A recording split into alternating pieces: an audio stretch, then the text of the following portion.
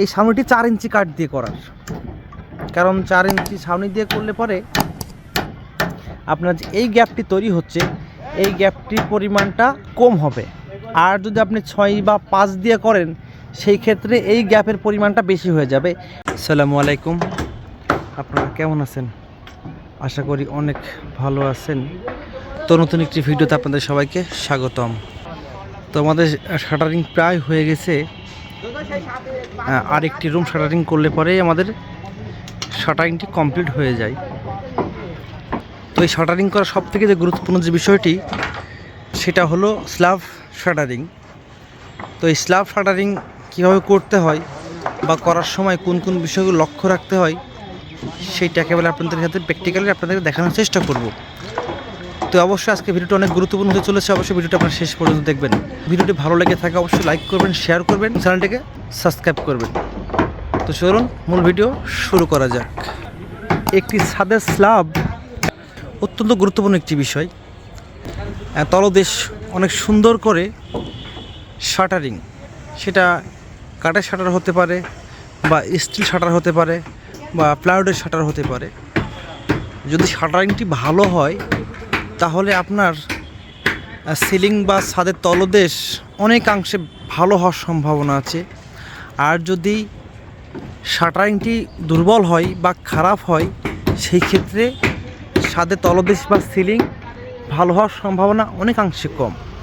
যখন আপনি ছাদে শাটারিং করবেন চেষ্টা করবেন এবং শক্ত এবং ফ্রেশ কাঠ দিয়ে শাটারিং করা হোক, সে কাঠে পুরাতন, কিন্তু দেখতে হয় সেই কাঠটি যেই লোডটি আছে বা যে লোডটি দিচ্ছে ছাদের উপরে আমরা, সেই লোডটি সে নেওয়ার মতো উপযুক্ত কিনা। যদি সে নেওয়ার মতো উপযুক্ত হয় সেই কাঠটি দিয়ে অবশ্যই শাটারিংটা আপনি করতে পারবেন। আর যদি মনে হয় কাঠটি অনেক নতুন কাঠ কিন্তু যে ছাদের যে লোডটি আমরা দিচ্ছি সেই লোডটি সে নিতে পারতেছে না, তো তাহলে আসলে তাকে দিয়ে তাকে না দেওয়াটাই ভালো। তা আমাদের চেষ্টা করেছি আসলে শাটারিংটি ভালো করার। জানি না শাটারিংটি কেমন করতে পেরেছি, তো অবশ্যই আপনারা কমেন্ট করে জানাবেন যে আমাদের শাটারিংটি কেমন হয়েছে। তো আসলে আমরা যে বিষয়টা দেখানোর জন্য আপনাদেরকে আজকে আপনাদের মাঝে কথা বলার চেষ্টা করতেছি সেটাই হলো এইটা আর কি। তো আমরা এই শাটারিংটি কীভাবে করেছি আপনারা দেখতে পাচ্ছেন, সেটা কিভাবে করেছি আপনাদের মাঝে একেবারে প্র্যাকটিক্যালি আপনাদেরকে দেখানোর চেষ্টা করব। তো এই দেখেন, আপনারা দেখতে পাচ্ছেন যে আসলে কাঠটি আসলে ফাঁকা ফাঁকা করে মারতে হবে। একটি কাঠ যখন দিবে এই কাঠটি যখন মারবে অবশ্যই লক্ষ্য রাখতে হবে যেন কাঠটি স্ট্রেট সোজা এবং শক্ত হয়।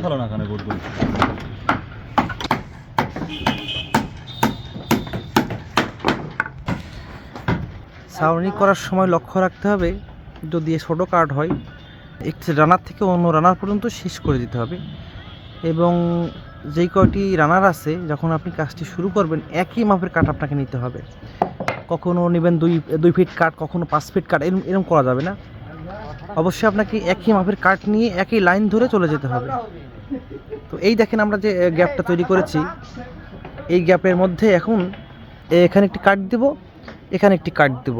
এই দুইটা কাঠ দিলে পরেই আমাদের বিষয়টা এমন দেখাবে। তো আসলে একটা সময় ছিল আমাদের যখন আমরা শাটারিং করতাম তখন সম্পূর্ণ স্ল্যাব আর ক্যান্টিল বা স্ল্যাব বলেন যেটাই বলেন সমস্ত কিছু এইভাবে একবারে সলিড ছাউনি করা লাগতো বা সলিডভাবে কাজ করা লাগতো। কিন্তু এখন আসলে আমাদের প্রত্যেকটা যেমন জিনিস আপডেট হয়েছে, তো আমাদের কাজের ক্ষেত্রে অনেকটা আপডেট হয়েছে। তো সেই ক্ষেত্রে এখন আমাদের আসলে প্রত্যেকটা স্ল্যাবের নিচে এইভাবে আমরা শাটারিং করে আমরা প্লেন শিট দিয়ে দিই। কিন্তু আগে আমাদের এমন করা লাগতো, ইভেন এখনও এমন করা লাগে। যার আসলে প্লেন শিট নেই তারা কিন্তু আসলে এইভাবেই শাটারিংটি করে। একটি গুরুত্বপূর্ণ যে বিষয়টি আপনাদেরকে বলতে বা ভুলে গেছি আমি, সেটা হলো যে আপনারা যখন ছাউনি করবেন অবশ্যই চেষ্টা করবেন এই ছাউনিটি 4 ইঞ্চি কাঠ দিয়ে করার, কারণ 4 ইঞ্চি ছাউনি দিয়ে করলে পরে আপনার যে এই গ্যাপটি তৈরি হচ্ছে এই গ্যাপটির পরিমাণটা কম হবে। আর যদি আপনি 6 বা 5 দিয়ে করেন সেই ক্ষেত্রে এই গ্যাপের পরিমাণটা বেশি হয়ে যাবে। যদি এই গ্যাপটার পরিমাণটা বেশি হয়ে যায়, যখন আপনি শীট দেবেন, যদি শীটটি দুর্বল হয় তাহলে এখান থেকে কিন্তু দেবে যাওয়ার সম্ভাবনা আছে বা দেবে যায়। তো এই জন্য আপনি অবশ্যই লক্ষ্য রাখবেন, আপনি যখন শাটারিংটি করবেন অবশ্যই নতুন কাঠ এবং খুব শক্ত এবং পক্ত কাঠ দিয়ে শাটারিংটি করবেন, এবং অবশ্যই 4 ইঞ্চি কাঠ দিয়ে শাটারিং করার চেষ্টা করবেন। তো আজকের মতো এখানে বিদায় নিচ্ছি। যদি ভিডিওটি ভালো লাগে অবশ্যই লাইক করবেন, শেয়ার করবেন এবং আমার চ্যানেলটিকে সাবস্ক্রাইব করবেন। আল্লাহ হাফেজ।